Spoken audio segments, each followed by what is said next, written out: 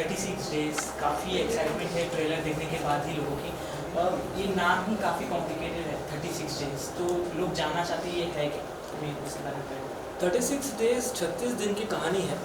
एक गोवा की एक गेटेड कम्युनिटी है जहाँ पर 4 बंगलो है और 4 फैमिली रह रही है, और इन सब के बीच में 5वां बंगलो है जो खाली पड़ा हुआ है, और उसमें रहने आती है नेहा कैरेक्टर जो है फारा। और जैसे ही वो आती है वहाँ रहने, क्या हल्का खलबली मचती है उस सोसाइटी में, और फिर क्या होता है इसके बारे में बताती है कहानी है। इसमें आपको मिस्ट्री मिलेगा, सस्पेंस मिलेगा, ड्रामा मिलेगा, इमोशंस मिलेंगे, बहुत सारे कॉमेडी मिलेगा, आपको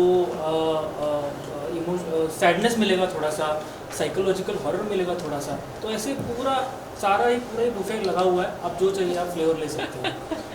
नेहा जी, आपके कैरेक्टर को हमने जहाँ तक अभी देखा, तो आप रोमांटिक से सैडनेस से लेके किसी को बिट्रेट करते हुए भी नजर आ रहे हैं, तो कुछ डिफाइन करना चाहोगे?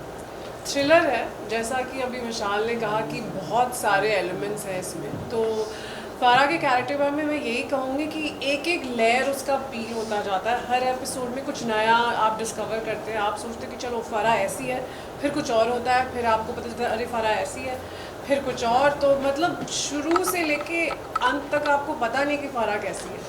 तो I think that's the whole show all about for Farah's character. आप सब आपके कैरेक्टर के बारे में कुछ? 36 डेज में मेरा कैरेक्टर का नाम है टोनी वालिया। टोनी वालिया जो है वो मकान मालिक है। ये जो गेटेड कम्युनिटी के बारे में जो बात हो रही है, वो उसके सारे बंगलो उसने किराए पे दे रखे। वहीं पे फारा जी आके रहने लगती हैं और इनका आँख पटक्का हो जाता है। इनको ये थोड़े से जो टोनी वाले आपने देखा होगा कि दिल्ली में कुछ इस तरह के एलिमेंट्स होते हैं जो जिनके पास नया नया पैसा आया है और बहुत लाउड माउथ है, ज़ोर ज़ोर से बात करता है, बात करने का सलीका नहीं है। एक बीवी है, खूबसूरत लड़की जो बीवी है घर पे, लेकिन उसके बावजूद यहाँ वहाँ फिरता है और बहुत ही फ़नी कैरेक्टर है। मुझे लगा इसमें एक ब्लैक ह्यूमर है, थोड़ा इविल भी है, लेकिन जो सबसे अच्छा लगा इस कैरेक्टर में कि एक ह्यूमर है उसमें, लाउड ह्यूमर। तो वो है टोनी वाला। सो मैं आपसे जानना चाहूँगी, कास्ट बहुत बड़ी है और सबको हैंडल करना कितना टफ था आपके लिए? टफ नहीं था, इनफैक्ट इजी था, क्योंकि मुझे लगा था कि थोड़ा चैलेंजिंग होगा। लेकिन ये सब जो इतने बड़े बड़े लोग हैं, इतने बड़े बड़े OTT के जो दिग्गज है आज के ज़माने में, फिल्म में भी बहुत सारे काम कर रहे हैं, लेकिन OTT में तो है ही ये, मतलब नंबर 1 की टॉप कास्ट है ये। तो मुझे लगा था थोड़ा सा मुश्किल होगा, लेकिन इन्होंने मेरा काम आसान कर दिया, इन्होंने परफॉर्मेंस में भी आसान कर दिया, और साथ में जब मिल के काम कर रहे थे तो और ईजी हो गया था काम। तो काफ़ी ईजी जर्नी रही। सो मैम, आप कुछ शेयर करना चाहेंगे सेट पे? कुछ आप लोगों ने मस्ती की हो? मस्ती ये लोग कर रहे थे, पता नहीं टाइम कहाँ से निकाल रहे थे, ऐसा मुझे सुनने में आया कि उन्होंने बड़ी मस्ती की है। आई वाज वेरी क्यूरियस कि कहाँ कर रहे थे मस्ती, बिकॉज आई फील बहुत काम कराया है। बदतमीज लड़की हो यार। बहुत आज काम खाने कराया। में क्या मंगाया, जो मंगाया गया तो मैं सब व्हाट्सएप पे शेयर करता था मेन्यू। That's true, ये सही बात तो से दो हाउस स्वीट आया। चौनक मछली कभी खाई थी तुमने? नहीं। हाँ, तो फिर तुमको एक्चुअली गोवा में कहाँ क्या अच्छा मिल रहा है वो सब चंदन को पता था। हाँ। तो हम सारा लंच में क्या खाने वाले, we used to go to Chandan and used to tell us यहाँ से मछली मंगानी है और वहाँ से मंगानी है, और मैं यहाँ से मंगा के खिलाता हूँ। आई थिंक उसने सबको खिलाई है। सबको खिलाया। शूट के बाद कई बार थोड़ा वक्त मिलता था, मैं कहीं जाता था एक अच्छे रेस्टोरेंट में, तो वहाँ से ये वक्त सिर्फ नहीं मिला। फोटो मंगा रही थी कि ये कहाँ पे है, मुझे ही बताओ क्या मंगा रहे Yeah, हो। you went to all the good spots. हाँ, तो ये सब हम लोगों ने ऑफ द सेट काफ़ी मज़े भी किए हैं। जब एक ही सीरीज में मतलब काफ़ी चीज़ें देखने को मिले, चाहे वो सैडनेस हो, रोमांस हो, थ्रिलर हो, तो अपने आप को चेंज करना पड़ता है आपको कुछ मोमेंट के लिए, जैसे कुछ अलग सीन के लिए, कुछ अलग सीन के लिए, वो कितना डिफिकल्ट हो जाता है आपको? I feel he's a seasoned actor, कुछ भी कर लेंगे ये, ऐसे ही चुटकी But बजाते। एक ही सीरीज में बट मेरे लिए बहुत टफ था। I think it's one of the most challenging roles that I have done, because फारा is not predictable. Her episode में कुछ नया कर रही है वो, और उसका माइंडसेट कुछ और है, और उसकी एक बैक स्टोरी है, वो चीज़ें क्यों कर रही है, और कहानी में धीरे धीरे सब सीक्रेट्स बाहर आते हैं। तो I feel it's beautifully written and created by Vishal and the team. तो हमें सारी होमवर्क करके दिया जाता है एज एक्टर्स, और फिर you put your teeth in and you take it to another level where you can to the best of your ability. But I am very grateful कि जो कहानी लिखी गई थी वो ऑलरेडी बहुत खूबसूरत है, और सारे किरदार ब्यूटिफुली लिखे गए हैं। So I am forever grateful to be part of this and such a huge ensemble cast. Neha ji, एक ग्लैमर लुक बाहर आने के बाद आपका जो भी कोई भी पिछला काम भी ले लें, उसमें एक क्रिएटिव अवतार आपका जो भी देखने को मिलता है हमें, उसके बाद अगर आप चाकू लेके सामने आ जाती है लोगों के तो वो कुछ डिफरेंट हो जाता है लोगों, तो उस चीज़ से क्या रिस्पॉन्सेज मिलते हैं आपको? आई थिंक अभी तक सो फार जिन्होंने ट्रेलर देखा है उनको मज़ा आया है। तो वो जो इंट्रीग बनाने का काम एक ट्रेलर करता है कि ट्रेलर देखा अभी आगे क्या है, क्या हो रहा है शो में, वो इंट्रीग इस ट्रेलर ने शायद बनाया है। मुझे जहाँ तक जितने रिस्पॉन्सेज मुझे मिले हैं, जैसा कि ये लोग भी बता रहे थे कि जो लोग भी रिस्पॉन्स दे रहे हैं अच्छा ही दे रहे हैं। सो मैं बहुत एक्साइटेड हूँ उसको लेकर के। आई एम होपिंग कि बाकी लोग भी ट्रेलर देखने के बाद शो देखने के लिए आएंगे टू सी क्या होता है शो में। चंदन सर, मैं आपसे जानना चाहूँगी आप रियल लाइफ में अपने इस कैरेक्टर से कितने रिलेट कर सकते हो? ज़्यादा नहीं एक्चुअली, क्योंकि अगर कैरेक्टर ऐसे करने लग गए एज एन एक्टर जो मैं बहुत रिलेट करता हूँ तो बहुत काम आसान हो जाता है। लेकिन इस तरह के लोग मैंने बहुत देखे हैं जो इस तरह के होते हैं।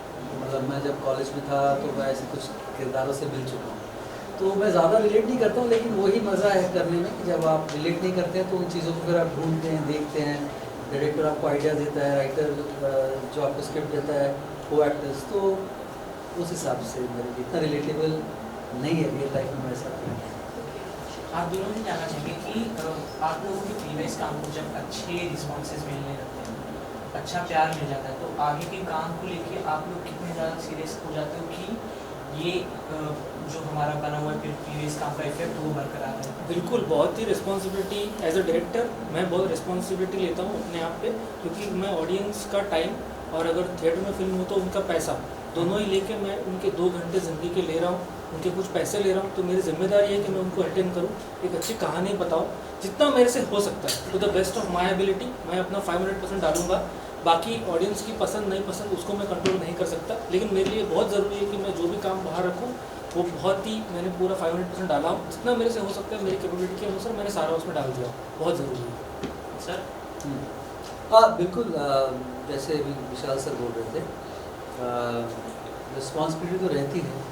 जैसे जैसे आप सीढ़ियाँ चढ़ते जाते हैं करियर में, और अगर आपको पिछले काम के लिए थोड़ा अप्रिसिएशन मिलता है और ऑडियंस का प्यार मिलता है, जनता का, तो आप सोचते हैं कि और अपने आप को, मुझे लगता है एज ए अभिनेता कि मुझे I want to keep challenging myself, नए नए किरदार करूँ जो पुराने किरदार से उसके कोई मेल ना खाए ज़्यादा, और नई चीज़ें करने की कोशिश करूँ। तो मेरा कॉन्स्टेंट सर्च वही रहता है कि कुछ नया करूँ जाकि ऑडियंस को कुछ नया मिले। Constantly challenge my self. Vishal ji, अभी आपने ऑब्वियसली अपने किरदार के बारे में बताया, कहानी कैसी होगी ये बताया। 36 डेज OTT का ज़माना है, बहुत सारी फिल्में इस तरह की बन चुकी है, बहुत सारी सीरीज़ लगातार आते जाते हैं, बट मैं जानना चाहती हूँ 36 डेज में ऐसा क्या अलग है कि ऑडियंस ग्रैब होगी और वो देखना चाहेगी?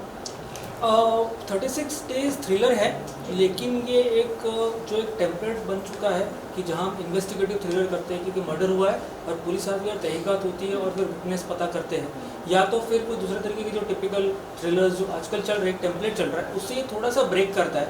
ये एक्चुअली 36 दिन की कहानी बताता है ये सारे कैरेक्टर्स की, कि वो आपस में उनके क्या रिश्ते थे, जब उनके फैमिली में अंदर के क्या रिश्ते थे, उनके क्या इश्यूज़ थे, और जब ये नया कैरेक्टर आता है और एक डायनामो की तरह, एक तूफान की तरह उनकी ज़िंदगी में आता है और जब तहलका मचाता है, तो उनके अंदर के जो दबे हुए सीक्रेट्स है, जो टैगलाइन है secrets are injurious to health, तो दबे हुए जो उनके सीक्रेट्स है वो कैसे बाहर आते हैं, उससे क्या कहानी में बदलाव आता है। ये एक नई कहानी है, तो एक तरीके से कैरेक्टर ड्रामा है in the garb of a thriller, तो ये एक अलग चीज़ है। और ये मुझे एक्साइट कर रही थी इस शो को करने के लिए कि मैं टिपिकल एक इन्वेस्टिगेटिव थ्रिलर नहीं कर रहा हूँ कि जहाँ तहकीकात हो रही है, पुलिस आकर तहकीकात करे, यहाँ कोई पुलिस नहीं आ रही, यहाँ कुछ नहीं हो रहा, यहाँ बस इनकी एक बहुत ही ऑनेस्टली बोली गई कहानी है सारे कैरेक्टर्स की एक साथ। आपने कब सोचा था कि आपको ऐसा एक सीरीज बनाना है 36 डेज? नहीं, ये मैंने लिखी कहानी नहीं है, ये BBC और अपलॉज ने मुझे ऑफ़र किया था। ये अडेप्टेशन है एक यूरोपियन शो का जो बहुत ही साल पहले बना था, OTT के एरा से पहले, और उन्होंने जिस तरीके से उसको बनाया था वो बहुत अलग तरीके से बनाया था। और अब जब हमने उसको अडेप्ट किया है तो हमने बहुत अलग तरीके से अडेप्ट किया है, इंडिया को ध्यान में रखते हुए और यहाँ की ऑडियंस को ध्यान में रखते हुए, और यहाँ के ऑडियंस के उनके रिलेटेबिलिटी होनी बहुत ज़रूरी है, तो वो सारा ध्यान में रखते हुए उसको अडेप्ट किया हुआ है। तो ये जब मुझे मेरे पास आया तो मुझे लगा कि ये बड़ा इंटरेस्टिंग तरीका है, एक ट्रीटमेंट में दे सकता हूँ। दूसरा कि ये 5 जो घर है अपने अपने वो अलग अलग जॉनर है, हर एक में एक अलग जॉनर है, कहीं थोड़ा सा हॉरर है, कहीं थोड़ा सा थ्रिलर है, कहीं थोड़ा सा ड्रामा है, कहीं थोड़ा सा सैडनेस है। तो उस तरीके से बहुत सारा मुझे एक्सपेरिमेंट करने के लिए एज अ मेकर बहुत सारी अपॉर्चुनिटी है कुछ नया करने के लिए। तो मेरे लिए एक्साइटिंग था और इसलिए मैंने बोला कि नहीं, ये पक्का करना चाहिए। अभी आपने कहा कि थोड़ा सा ड्रामा है, थोड़ा सा जी, थ्रिलर जी। है, तो सारी चीज़ों को एक धागे में पिरोना is very difficult. It's very difficult. तो आपने कैसे इस चैलेंजेस का सामना किया? वही तो काम है कि उसको कैसे करना है और वो बैलेंस करते हुए आप क्या दे सकते हो जो मुझे लगता है सही है। बाकी अब ऑडियंस देख के डिसाइड करेंगे क्या सही है क्या गलत है। Thank you so much sir. काफी थैंक यू। अच्छा लगा। एडी, you want to say something about your audience about this show? The most important thing that we need to say is 12th जुलाई को शो आ रहा है हमारा सोनी लिव पे। तो प्लीज़ अगर आपको ट्रेलर पसंद आया है तो जाके ज़रूर देखिए and tell us how you like it. Thank you. Thank you.